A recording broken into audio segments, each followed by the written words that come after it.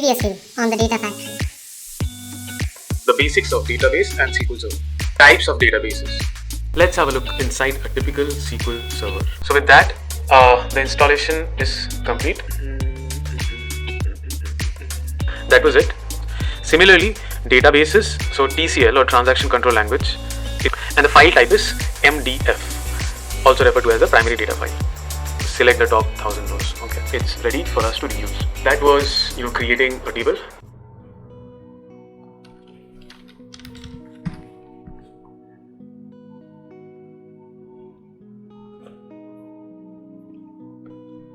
Let's connect to TDF Colab 02, the second instance.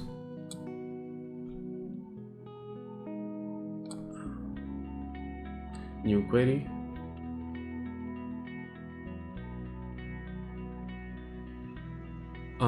Let's pull up our template for this particular episode.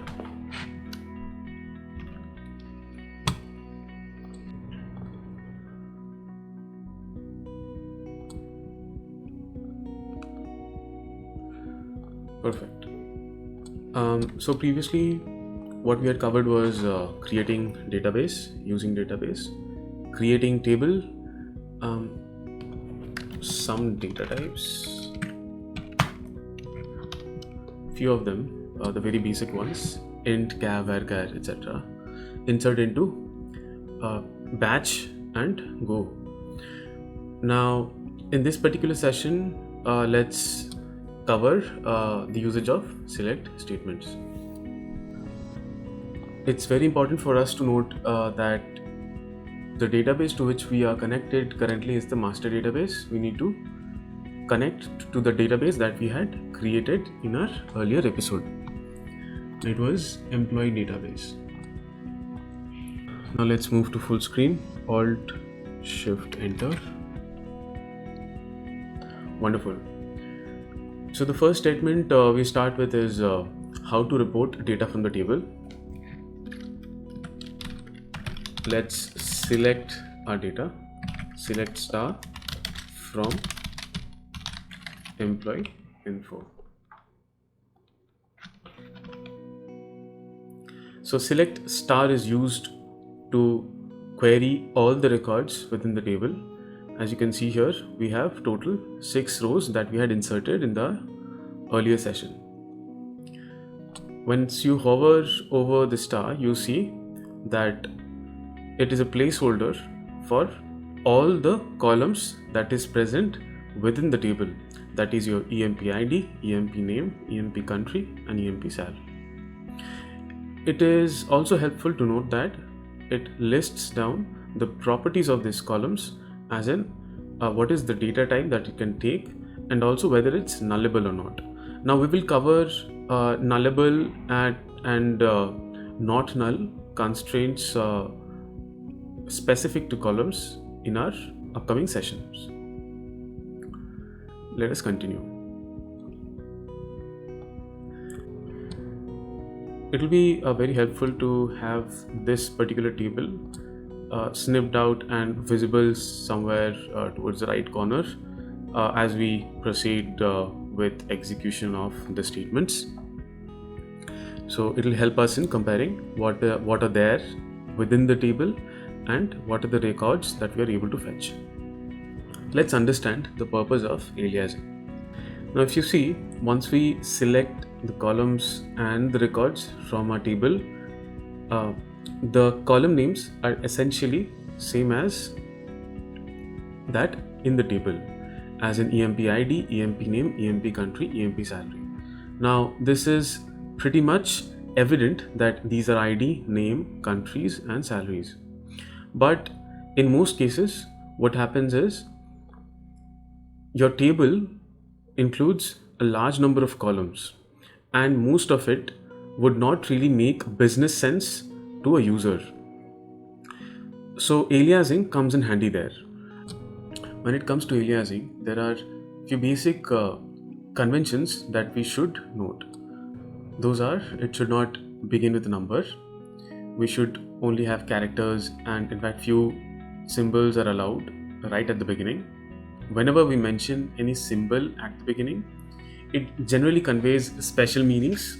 For example, we use number sign one time and two times to denote temp tables, whether it is scoped locally when it comes to a single number sign and globally when it comes to number sign repeated twice. So that was the convention for the starting characters of the columns. Now subsequent characters can have numbers, @sign, $sign, number sign, or underscore, but remember, we do not have spaces. It is not allowed. Let's jump into a very quick example using our select query. Select EMP name. I'm not able to retrieve the EMP name suggestion here because SSMS does not understand which table to look for. So let's mention we are looking into our employee info table. Let's select EMP. Now you see we have EMP country, ID, name, and sal. So EMP name as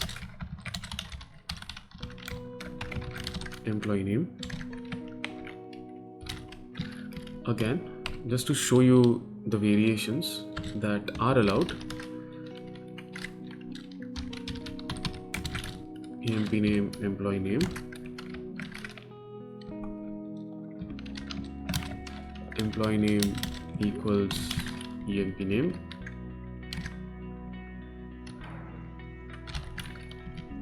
EMP name as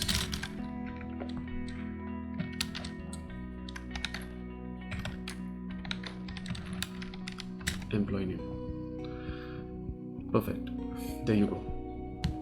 So you see that a single column has been aliased as employee name in these three cases. The first one, you see, we use as. In the second one, you can drop using as and just mention the column name that is there in the database and the name that you wish to see as alias. In the third one, what you do is you mention the alias in the first on the left hand side, and to the right of the equality operator you have the column name. That was all the three variations. Now the fourth one was just to show you that we can also use spaces in aliasing, given that we had mentioned we should not use space, but we need to enclose it within brackets. Now all these conventions stand true when it comes to aliasing as well as while naming your columns during creation of a table.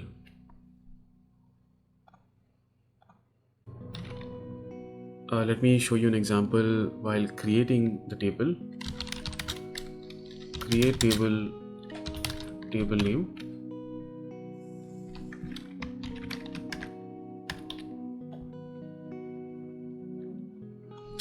So mention EMP name as varchar 40.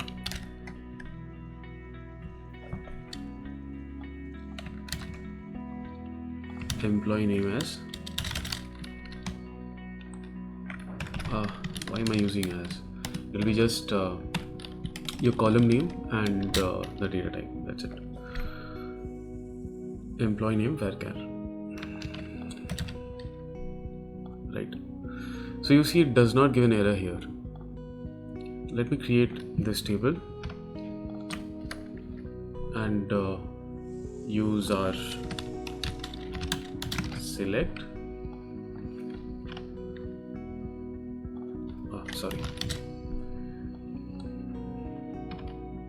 okay, you see that it has created a column name that includes space. So it was this was just to show you that whatever we have just covered here is applicable while we create your table and name are columns.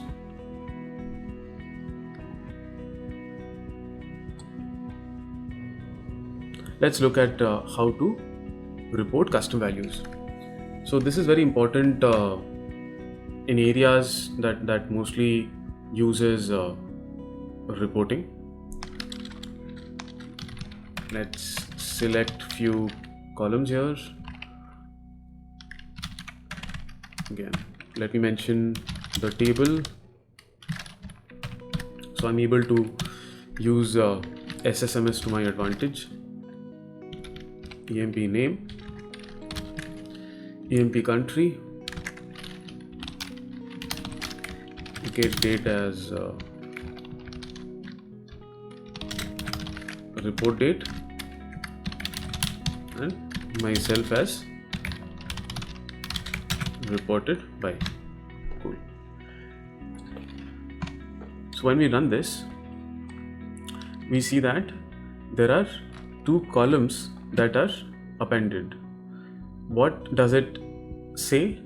It says on this particular date and time, the query was executed and it was reported by Vicky, that is me, the user. This was to show you that we can have custom values repeated across a column. In this case, our timestamp, when was the query run or the report generated, and who generated it. Let's move to the next section. Here we introduce you to the most used keyword, that is where. So the requirement is reporting list of employees from Canada and USA. Let's select staff from employee info.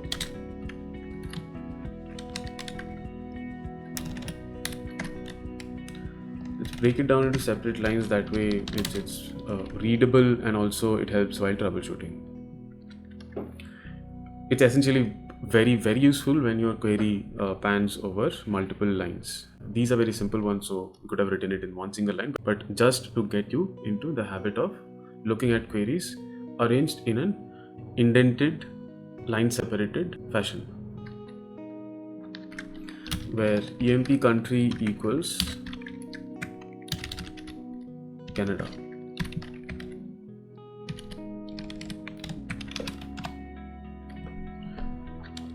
Herein we are reporting all the records where the employees are from Canada. To the top, you see that the total records were 6, and here we have 4 rows. Why do we just have Canada and USA? I think the reason might be we did not execute few insert statements that were mentioned after we introduced you to the go keyword.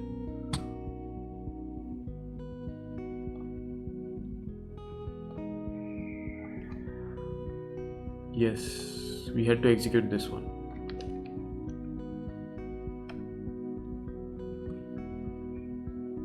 Perfect.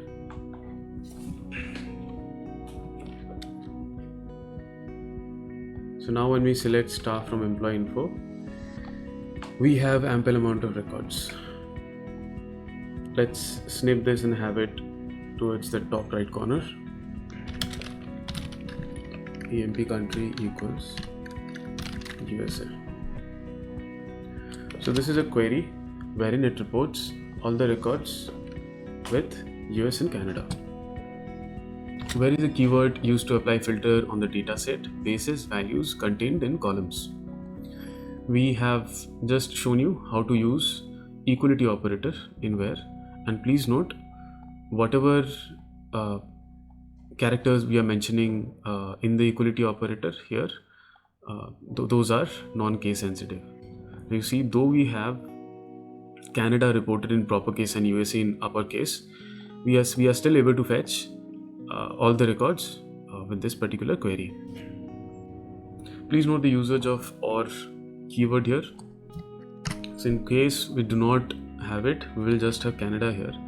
Now OR is being used to select all the records wherein either the country can be Canada or US. Now let's move to the next example, wherein we see how do we replace or and make use of the ins statement. This statement that you see, this can be rewritten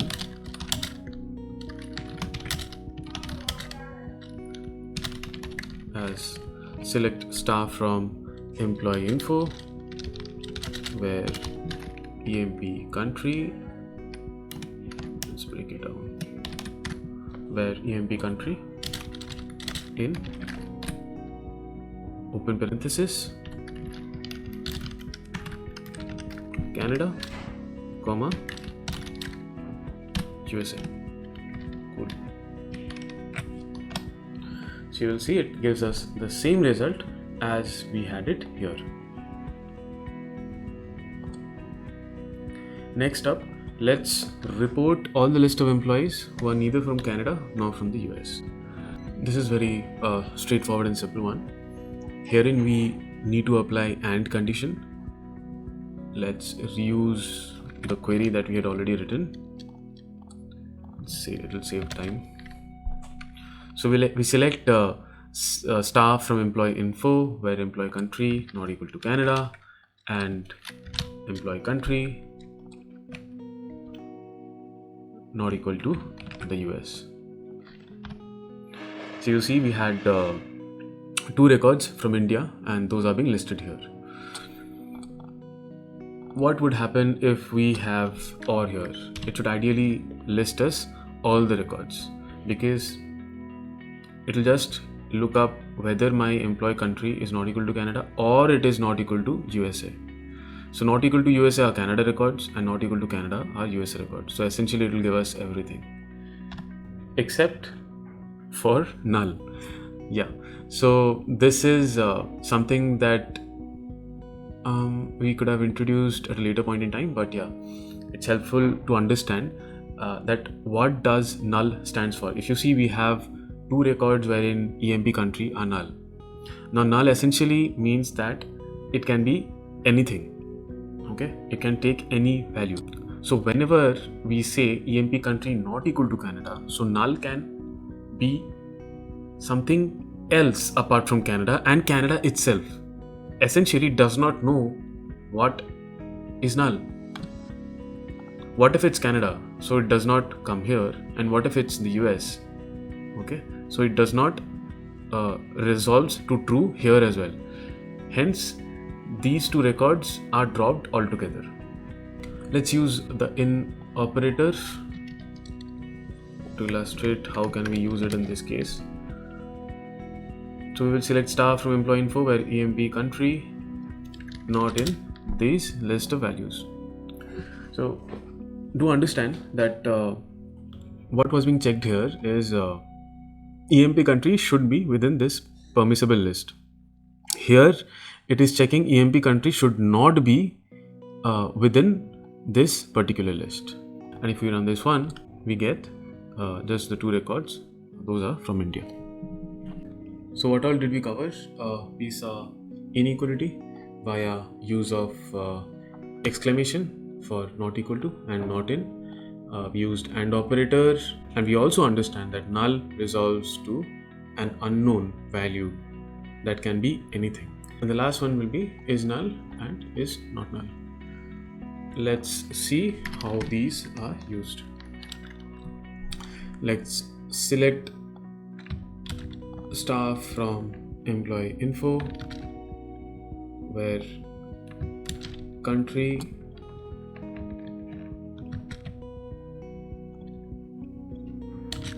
is,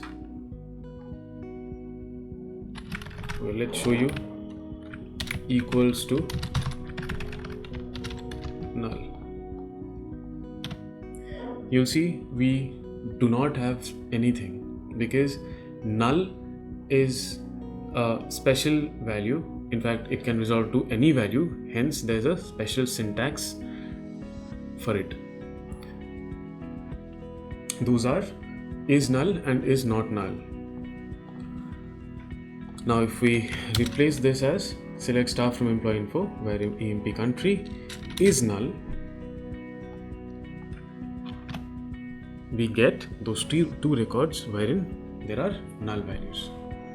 And just in case you wish to have the null records over here, just add an additional condition where you mention EMP country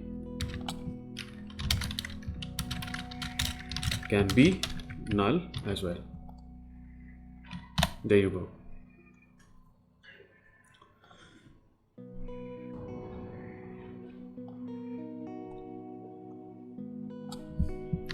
Let's move ahead. What is the requirement over here? Report list of employees whose salary is between 6 times 7 and 6 times 9. Let's bring our query over here. What are we checking? We are checking for EMP sal. It should range from greater than equal to 1, 2, 3, 4, 5, 6. And okay, let's just type EMP sal less than equal to 1, 2, 3, 4, 5, 6. Cool. So you see we have 9 records. Herein, let's introduce you to between.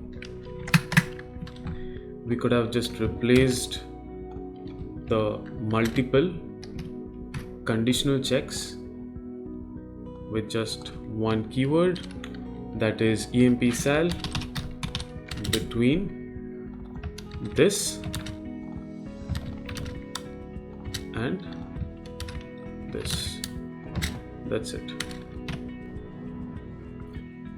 See, you have the same number of records. Now we use between to avoid use of multiple equality operator and for applying range filter on numerical values. This is very important. And note that your between is inclusive of the upper and lower bound values that we mentioned over here. Perfect. In the next requirement, we need to list all the employees whose salary is not in between this and this. Cool. This one will be simple as well. Let's use or first, so it can be less than. Obviously we cannot use and because we are now interested in the outer bounds. Cool. So herein you see that why is this Canada coming? Okay, it is 7 times 9 and this is 6 times 9. Cool. That's perfect. That's working fine. Now let's introduce you to not between. Let's copy and replace this. Simply if we write not, okay, preceding between x and y, we get the same result. Perfect. In the next one, we need to report employees from Canada or USA and salary is less than 6 times 9. Okay, so this is to show you the precedence. Select star from employee info, where EMP country in, say we have, Canada, USA, and EMP sal is 1, 2, 3, 4, 5, 6, or EMP ID greater than 1003. Not 2, let's have 3. Let's broaden the requirement here. So the requirement is reporting employees from Canada or USA and whose salary is less than 6 times 9. Okay, let's break this up. Salary is less than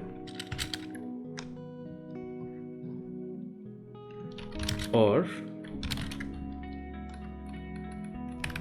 ID should be greater than 1003. Perfect. This builds up the requirement absolutely fine. So what we are looking for is, firstly, we need to see whether the records have a salary that is less than 6 times 9, or it has IDs that are greater than 1003. Now let's break up these statements into logical ones. Select staff from employee, where this and this. Additionally, where EMP country is this. So we intend to have only those records wherein these two statements resolve to true. Okay, because here you see we have an AND. Let's execute this one. We have 10 records wherein employee IDs greater than 1003 are all listed over here, irrespective of the salaries being greater than 6 times 9, and here we have only the Canada and the US ones. So what should be the resultant of this query? Let's see. It should be only these records, right? Canada, Canada, US, US, US, and Canada. Those are 6 in count. But once we run this, you see that is not the case. Now what is the reason behind it?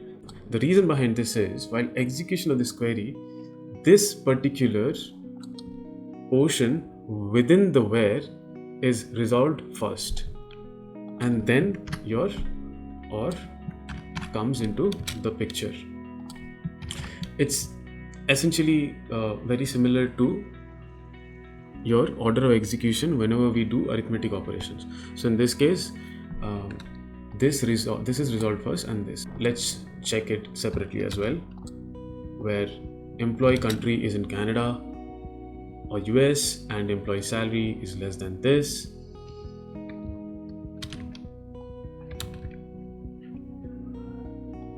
Okay, you see this one, right? So wherever employee salary is less than 6 times 9 and they are residing in Canada and US, it gives us the result. But on the other hand, you have an OR clause that gives us a lot of results, because we are just checking for employee ID greater than 1003. Okay, so this is just to mention that AND gets precedence over OR, and in case you wish to have control, please use parentheses. Now give parentheses over here and here, and you will see we will essentially get those 6 records that we were discussing previously.